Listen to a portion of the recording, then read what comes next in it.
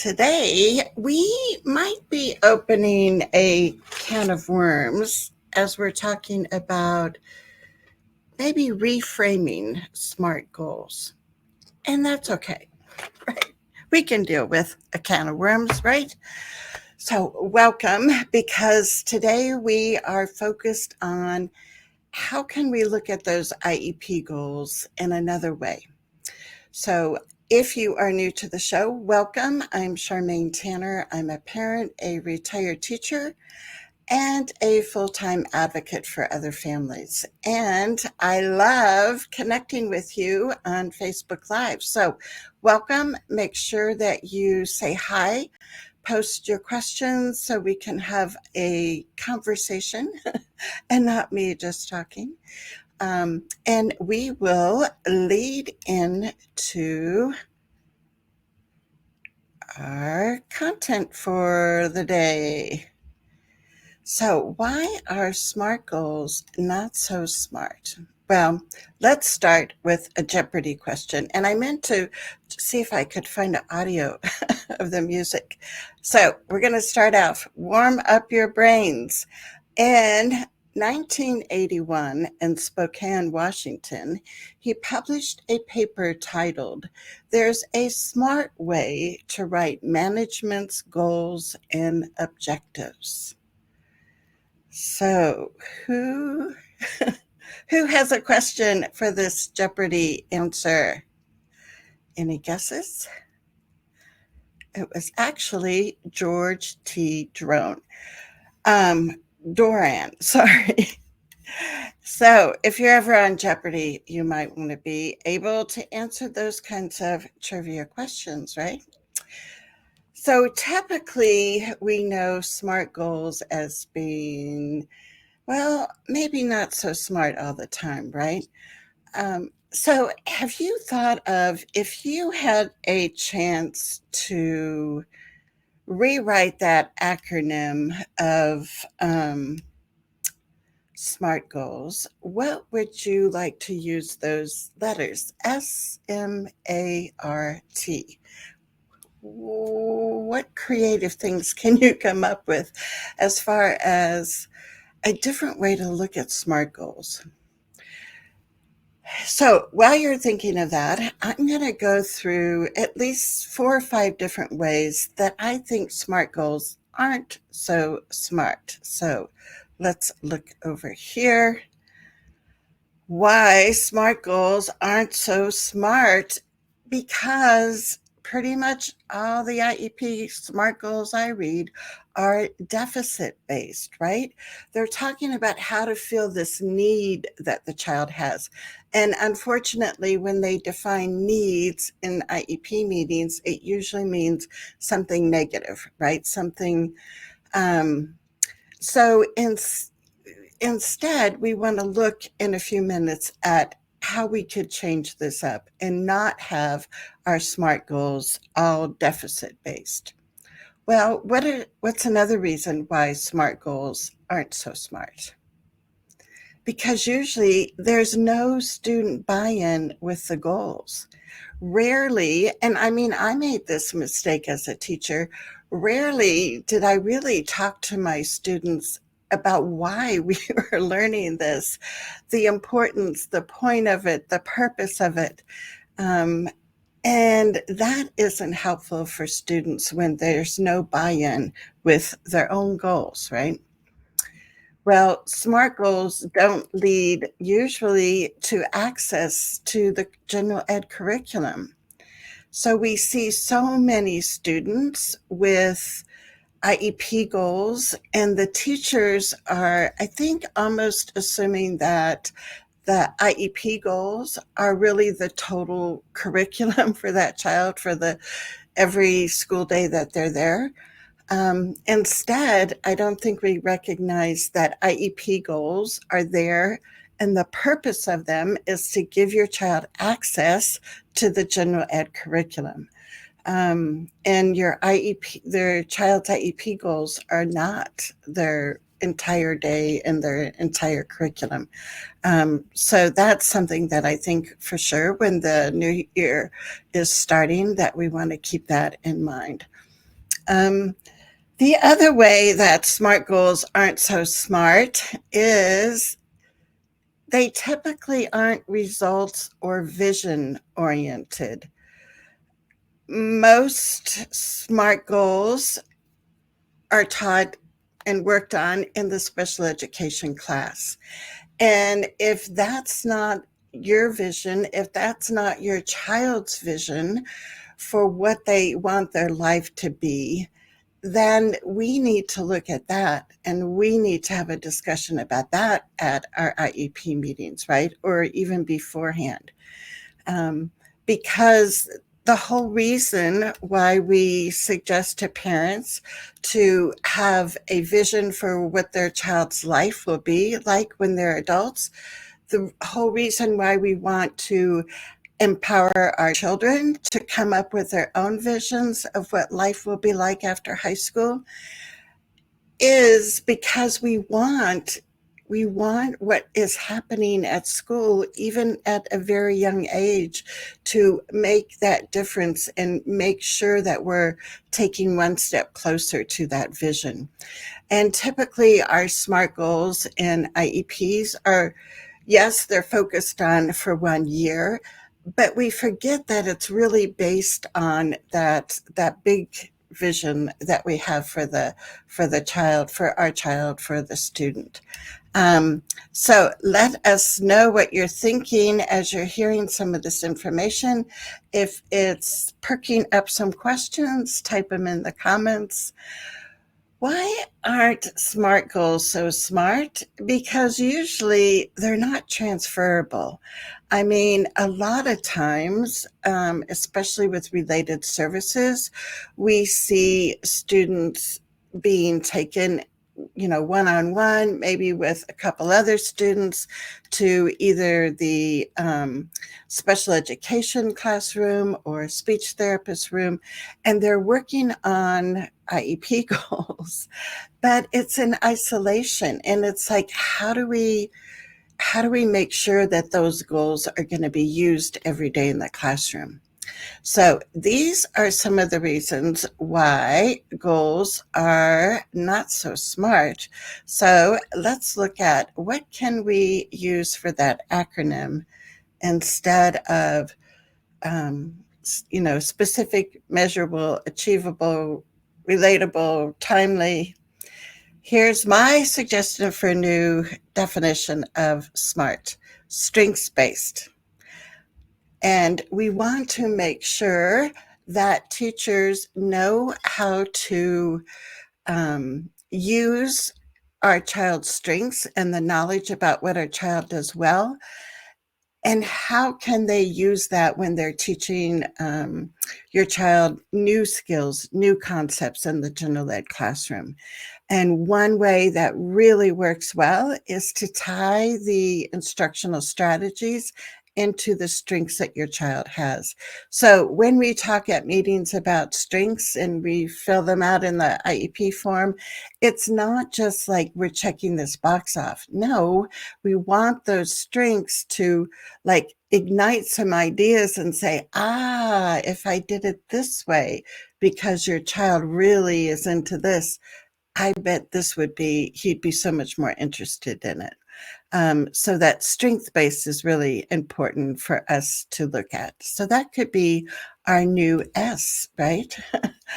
And then a new M could be meaningful. Because so many times goals are written based on assessments and what our kids can't do. And we just look at, the hierarchy of the academic goals or the developmental stages, and we write the next goal. But do we take the time to really look at how meaningful is this?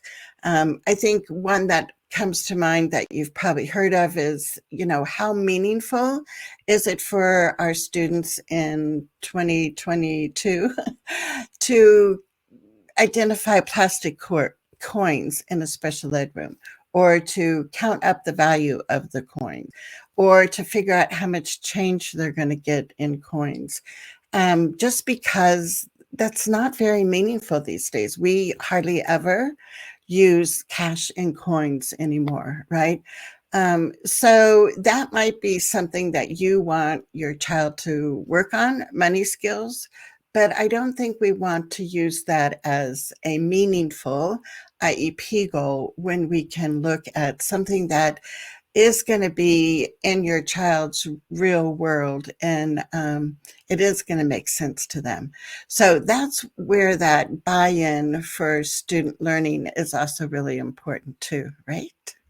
You guys are so quiet. I don't see any comments. Oh, here's Kim. Hey, Kim. Kim says, yes, even as parents, we are, let's see, I need my, oh, we are not aware. Yeah, and that's the thing. I mean, um, sometimes what we're looking at is kind of viewing your child in another way. Um, and so, what I love is the opportunity that the summer gives us to kind of be that detective and be watching our kids and, um, finding out these little nuances, these little tidbits that can be really helpful for next year's new teachers. So, thanks, Kim, for being here. And we will continue on. So, A, what would be another word we could use for the letter A in SMART?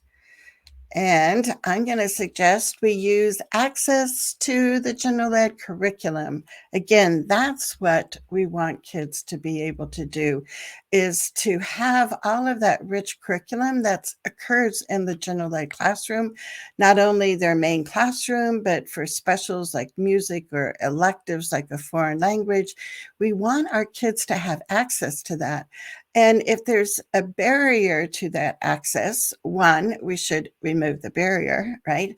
And two, we look at, are there some skills that we can teach the child so when they go into music class, they can be more successful? Or when they go to the lunchroom, they can have a conversation with friends. So it's all about how are we going to have our child have access to the general ed curriculum. To me, that could be one of the main focuses of our SMART IEP goals. Now, the R could stand for results and vision oriented, right? Because we want to keep that big picture in mind. And this is a meme that I have had on my Facebook page before. It says, we need to make sure our children have the tools to paint the picture of the life they want. We're not the painter of their life.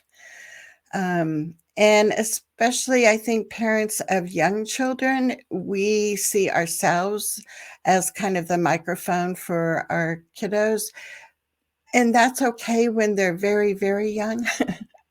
But they can, even as preschoolers, they can start making choices known. They can start learning some of those, self-determination skills. And as parents, yes, we have a vision for our kids when they're young, but we need to pass that, that paint set onto them and let them paint the own future that they want. And then to make sure that every IEP is going to take your child one step closer to that big vision that they have for themselves. Now, what about the letter T? We could make it transferable because we really want kids to use their skills in more than the speech therapist room, and more than the special ed room, and even in more than the general ed room, right? Because there's going to be lunchtime, there's going to be recess time, there's going to be the music class. So again, how can we make sure that these goals are, that the goals are not in isolation, but everyone on the team sees themselves as a supporter of that child's learning. And Karen's with us. Hey, Karen.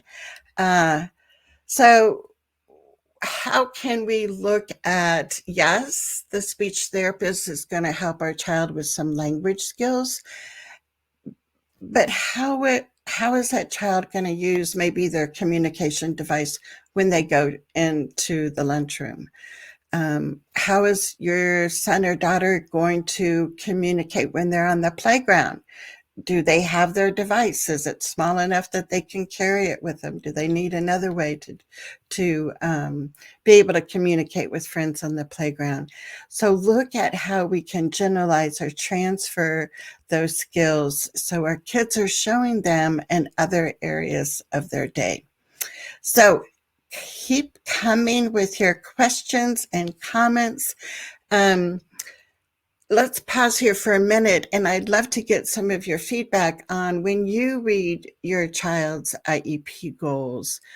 Um, what's kind of the first reaction that you have? Um, do you see them as being strength based? Are they real meaningful goals for your child? Or are they just the next skill on the list, and that's how we figure out what we're going to teach next? Um, are your child's IEP goals now helping them really access general ed curriculum and not maintain that time in the classroom, the special ed classroom? So Diane, welcome. She says, brilliant. Of course, writing SMART goals that bring profit to businesses might not be the best model for educating students. So yeah, say a little bit more about that, Diane. So I truly understand. I don't want to make a jump here in my thinking, but I don't know if you're talking about sometimes goals are written around a curriculum or a program that the district has bought. And so it's like, no, we bought Touch Math for everybody, so everybody needs to use Touch Math. And if there's some deal, I don't know. So Diane, just let me know a little bit more about that. But yeah, it's and so the other people that are here live, or if you're watching the replay, still type in comments and questions. What are some of your thoughts when you look at your child's IEP goals? And we're going to look at a couple more things, and then we have some more Jeopardy questions. Amanda, hey Amanda. Glad you're here. She said, my beef is the team being stuck on staying on a goal until the child has mastered it. Ignoring that inherently is denying them other learning experiences and subsequently limiting their education. Yes, thanks for bringing that up. That's like a huge thing, right? And especially when they're goals that the child has had for more than 1 year. I think that's always a red flag if we see the same IEP goals over and over. And then the other thing I think about as a teacher is, how many of my students in my classroom, when I was a general ed teacher, how many of those students mastered every objective in the lesson before we moved on. So there's a couple ways I think we can address something like this. And one is to ask the teachers, one, is the goal that we've written and that we're waiting for the child to master, is that really an appropriate, meaningful goal? Is that based on their strengths? Is it going to help them get access to the general ed curriculum? So ask some of those questions, because it might be a goal that your child has learned, and like they're so tired of doing it over and over that they're going to stop showing the teacher that they know that. And then of course, what's the definition of mastered, right? Some goals, like crossing the street safely, you want them to do that 100% of the time. Recognizing short and long vowels, that doesn't have to be done at 100% of the time, right? So I'd also look at, Amanda, as how they're defining mastered. And And then looking too at, like you said, what is the kind of the loss that is happening because we are just keep drilling on this goal that they haven't mastered yet. And like you said, all these other concepts are coming along and all these other skills they could be learning. So sometimes what you can do is talk with the staff and say, ask those questions that we talked about, but also say, what do other people think about dropping this goal for now? And maybe, we'll come back and spiral through the curriculum and pick this, skill up again later. But to have it as a focused IEP goal when we know it's really difficult right now, then it's like, I just say, like, where's my big scissors? We cut it out of the IEP, so and move on, right? Um, so Amanda, so do you have any thoughts about, is it because it's something your child already knows and they've kind of shut down showing it? Is it because it's like a very meaningless goal? Is it because their definition of mastery is too high and and it's not a standard that you would set for any student that age? What do you think, Amanda, it is, and why do you think the team is so stuck on keeping that goal in the IEP? So if you can give me a little bit more info there, that would be helpful too. So thanks for your input, Karen and Kim. What do you think? What do you think when you look at your kids' IEP goals? And I mean, it's not like every IEP is horrible, right? I would hope that some of us have some well-written IEP goals. And to me, some of the standards that I would like to see us base on that is we want the S to stand for strength-based. We want the M to be meaningful, but guess what? We also need it to be measurable because there's this little thing in the IDEA regulations that says goals need to be measurable. Now, most of us think of quantitative data, right? A behavior we can see, we can, actually collect data on it, figure out percentages and all those good things. And I am like a huge believer in data collection. But in the IDEA regulations, it doesn't say you have to have only quantified, measurable data. It just says that the goals have to be measurable. So, what are some other ways that we can think of that we can measure goals that are going to, in that measurement is also going to give us a better understanding, because sometimes when we just see the raw data, unless we really figure out what it is showing us, it's not that meaningful data, right? So when we look at qualitative data, that's more subjective, but sometimes I just really feel like it's still a helpful tool that we don't use enough, and that's observation. And I have said many times, like, do not put observation on your IEP to measure goals. But you know what? If it's really thoughtful, reflective observations, then that is like huge. The other thing are like samples of your child's work or conversations with the student about how they see their learning progressing. So I would like to see, yes, measurable goals, but I want to see us incorporate more qualitative data with those data collection points that we have there too. So yes, we're going to have meaningful, and we're going to also have to make sure that they're measurable. And then the A, access to general education curriculum. Are the goals result and vision oriented? And are the goals transferable to other environments in the school? So we've got some good comments here. Let's come back. So Diane says, our team focuses on the traditional SMART model, especially measurable versus meaningful. Goals sometimes are made because they can be tested to determine progress. For example, student will maintain 90%, oops, and I missed it there, 90% score on math without any discussion of what our daughter will be taught.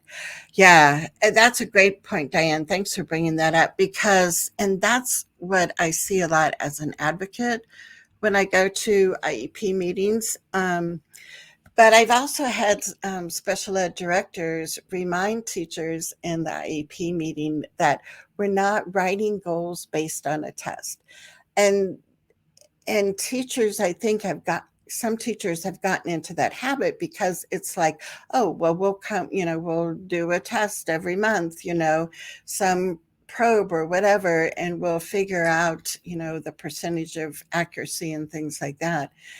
But like you said, I mean, that doesn't tell you. It's like, so, you want their accuracy to go up by so many percentage points, but it's like, what are the skills that my child has to learn in order to do better on your tests that, you want to use?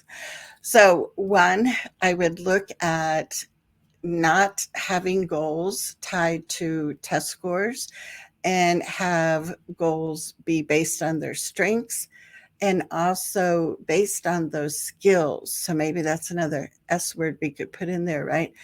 Um, and yes, they can, measure your child's progress, maybe with a test or, some of the qualitative ways that we just talked about.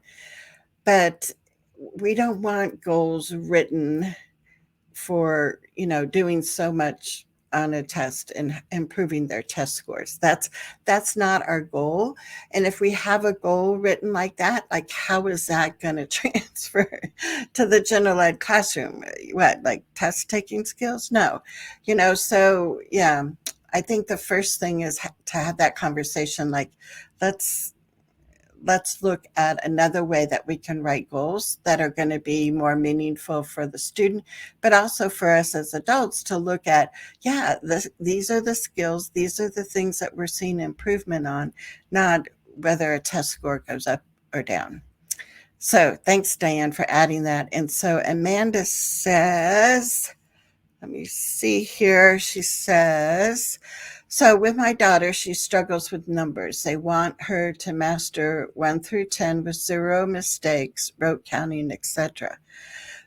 So stuck on that it limits her exposure to larger numbers. So we have been working on other ways to give her exposure to larger numbers while she can perfectly show her knowledge of 1 to 10, so they will move beyond that on her goal. Because of work I have done with a private tutor, she is recognizing and stating numbers into her teens and 20s, but the school team is stuck on just 1 to 2. So, Amanda, yeah, that's great information, and that's the kind of information that you want to share with the staff in the fall. So, if you can get your tutor to write a report when they're done working with your daughter this summer, and say, like, these were the skills that we worked on, these were the things that she was doing. I always think, like, a short couple minute video of your child working with the tutor to show that, it's not just your parent report, that your child knows some larger numbers now, but they can actually see that and share that with the staff in the fall. And if you don't have an annual IEP review, just on the books for the fall, you can request an IEP meeting and look at updating the goals because, yeah. And then, the thing is, like you said, it just stops any exposure to anything else in the schoolroom. And that's not what we want to have happening. And so, to look, and I don't know how old your daughter is, Amanda, but to also look in the general ed room where there are other numerals. And so if, they have a calendar, if your child's younger, they have a lot of numbers on the calendar that go past 10, right? And so you can say, like, she is seeing other numbers, in the school environment. She's seen it as page numbers in textbooks. She's seen it on room numbers and, the hallway as she walks past rooms if you have more than 10 rooms. And so she needs to be able to identify and access and know these other numbers that are in her environment. And most times they'll go past 10. So yeah, almost all the things really need to be, kind of figured out, the solution through conversations with staff, for them to really understand your concerns, and you probably have already voiced those concerns at the meeting. But the other thing that you can think of is if your your daughter's tutor could attend an IEP meeting either in person or virtually in the fall, and the tutor could verbally go over the things that that she worked on with your daughter. Because yeah, we want to bridge that gap. And you can say, you can even say, let's take recognizing numerals out of the IEP as a goal right now. Yes, you can still work on it even if it's not an IEP goal, but what are some other math skills that she could be using, like one-to-one correspondence, combining groups of objects to work on addition skills. So we want her moving into some other things and not just stuck on numeral recognition. Um, Amy, hey, Amy, glad to see you. And Amy says, taking classes to get my special ed certification. I can tell you that in order for a goal I write for my classes to be considered SMART, they require 90% mastery. As a special ed teacher, I can tell you that most students, that is not attainable. She says, I struggle with trying to force a student to do 90% of a skill or concept, knowing that for some of them, being able to do anything is an accomplishment. Goals should not be cookie cutter, and they have to be based on the student's strengths and abilities. Yes. And that, if that's like a district policy or district practice, Amy, for all the special ed teachers to write goals with 90% mastery, then that's probably going to be a conversation that you could have with the special ed director. And my guess is there's other teachers in the district that also wonder if that's really appropriate. So you might, it might be a group meeting with the special ed director. But to first say, we're trying to understand, why we have this standard for writing goals in our district. Can you tell us more about it? And to see if the director is even like really supporting that, because it might be something that he or she inherited from another special ed director and they just carry it on. The other thing is you could look at having a conversation with whatever administrator is in charge of like curriculum in your school district, and say, for students using our general ed curriculum, what is the percentage of accuracy we want them to be on certain skills before we go to the next skill? And I doubt that they're making other kids be 90% accurate before they ever get exposed to other things, right? So yeah, I would say it's time to talk to some administrators, and I bet you would have parents too, right? That would be willing to say, we see that bar as being even higher than really is expected of other typical students. And so, yeah, I would look at a district level to try and get that to change.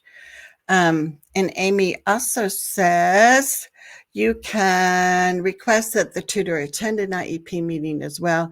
That way it isn't just your word or a letter from them. They can contribute to the entire conversation.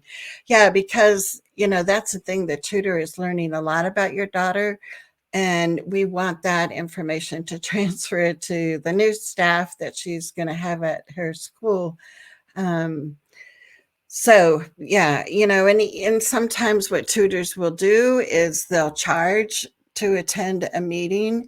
So you could see if that's, if your tutor has a policy like that, or, if she works with your daughter 1 hour less this summer and you use that hour for her to attend a meeting in the fall, you could do something like that too. So thanks for the conversation. I like when we can talk about real life things that are happening in your world, um, because that's important, right? So, Amanda, yes, we're making our show meaningful when you get to talk, right? She says, yeah, I get that's the typical approach. Our district and team has layered issues currently. Yes, they have heard a lot about what I think about their resistance to progress on her goals before mastering. One of the points I push back on them is no typical child has to master a concept or class before moving on. Why limit a child with a disability in their academic access by expecting them to master before giving access to other concepts? There is a need to develop foundational, and then the rest of it's not there. Um, and Amanda also says, I'll for sure loop in the tutor piece when it's time. Yeah, I think that's going to be really helpful for you. And, so if you look at your child's current IEP, chances are the goals aren't, if we look at our redefinition of SMART, chances are your child's goals aren't strength based, probably not meaningful, and questionable about how measurable. Um, See if you think their IEP goals are really giving them access to the general ed curriculum, and are they result and vision oriented? Are we really looking at how does this IEP, get my child one step closer to that vision they have for themselves? So we need to continue the conversations at IEP meetings. So we are going to do a few more Jeopardy questions or answers here. So this is audience participation time. So our first answer is an example of a question to ask if the goal is strength based. And what I like about asking questions is it promotes more conversation. So, what could be an example of a question you could ask at an IEP meeting to see, like, do the teachers even recognize if this is a strength based goal or not? So, one possible answer is you could say, my son loves using the online dictionary when he's trying to understand new vocabulary words. How will this goal tap into that strength he has? So if you notice what we did here is instead of just saying, is this goal strength based? What we want to do is we want to slip in there what your child's strengths are. And this is, we're assuming we're talking about a vocabulary goal in the IEP. So you're going to slip in information about your child's strengths when it comes to learning new vocabulary. And then you're going to say, so how will this draft goal here, how will that tap into that strength? And that's where we need to tease things out instead of just accepting the IEP goals as written. So let's go to another Jeopardy answer for $200. I don't know. What would be a question you could ask about how meaningful is the goal? So, one thing you can just start the conversation with is, how do we know if this goal is even meaningful for my child? And it might be a meaningful goal, but what you'll find out in the conversation maybe is we haven't talked to the child at all about why this is important. And if you're in our Trailblazer group, we have been talking all about universal design for learning this month. And one of the key ingredients and principles of UDL is to make sure our children are engaged. And one of the ways that we do that is making sure they understand the why. Why is it important for me to learn this? How am I ever going to use this, right? So maybe the goal is meaningful, but nobody has had that conversation with the child yet. So that could be an important thing to see and make sure that that happens. So here's your Jeopardy question or your answer for $400. It says, what kind of a question could you ask so you can understand if the goal really helps your child access the general ed curriculum or not? And again, you don't want to just say, does this goal help my child access the general ed curriculum? If you can phrase it differently and put it in the context of your child. So this is an example. How will this goal help my child while he's working with the fourth graders in his math class? And so, if the goal is still just identifying numerals 1 through 10 and they're in fourth grade, is this goal really helping my child access? Because we're going to be, working with other numbers, right? Besides 1 through 10. So that could be a question that you start the conversation with. And here's your Jeopardy answer for $600. It says, what question could you ask so you understand if the goal helps your child have the life after high school that they envision for themselves? Because this is what we want all of our goals to be about, right? So a sample conversation starter could be, our daughter's dream is to go to college after high school. Is this goal going to help her earn the academic credits that she needs? And so if she is in high school and taking a lot of academic, having a lot of academic work in the special ed room, that's not necessarily going to give her the credits that she needs when she wants to apply for college. So looking at the goal, looking at where we work, on the goal, all of those things we need to make sure we consider. So are you counting up how much money you're earning today? Here's your Jeopardy answer for $800. What about asking a question about pullout related services? Because we want to know, how is what she is learning in isolation with the speech therapist really going to transfer to all the eighth grade classes that she's in? Teaching those communication skills in isolation, and they're not transferable. They're not going to be able to be generalized in a natural school setting, isn't really helping very much, right? So I'm hoping that you'll put this new lens on and that we will look more at strength-based goals, have them meaningful, and yes, we by IDEA regulations have to have them measurable, but we can use qualitative and quantitative data. Access to general ed curriculum. I really want this to be one of the foremost thoughts we have when we look at IEP goals. But also, are the goals result oriented? Are they towards that vision that our child has for what their life is going to be? And are the goals transferable? Can we use these goals and use the strategies that the child has been taught in other settings versus in isolation with a therapist or someone like that? Um, so we have some more comments. We have time for more questions. So keep your comments and questions coming.